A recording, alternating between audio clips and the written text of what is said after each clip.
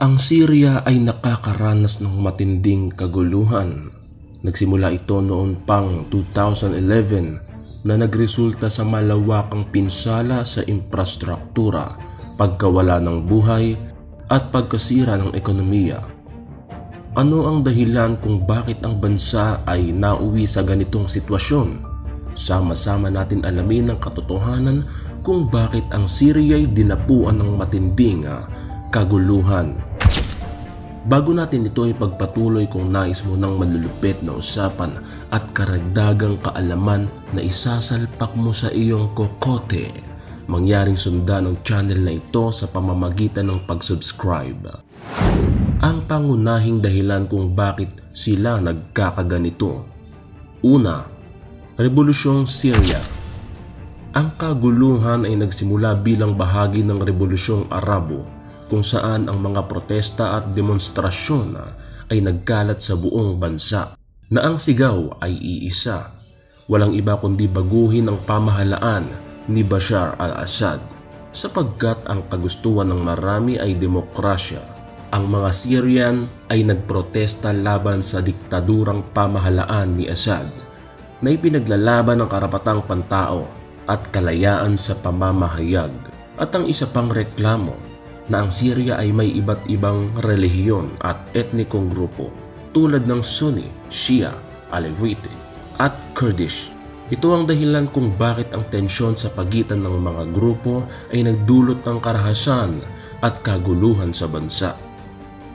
Isa pa rito ang mga bansang tulad ng Russia, Iran at Turkey na nakipagkompetensya sa Syria na nagresulta ng mga pasanin at kaguluhan at komplikasyon.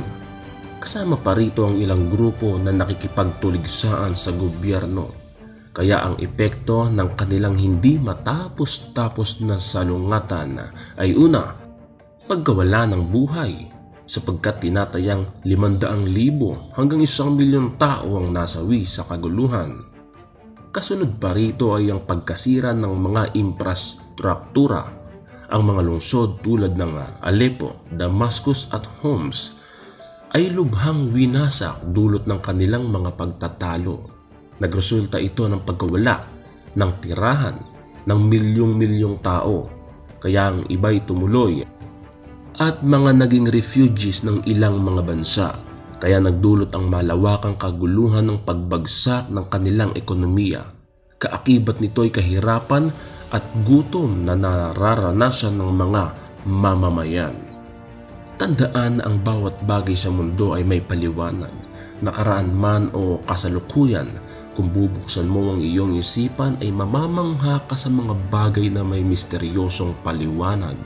At ang kasagutan sa bawat tanong ay may maliwanag na sagot, subalit maliban ito sa iyong pangunawa.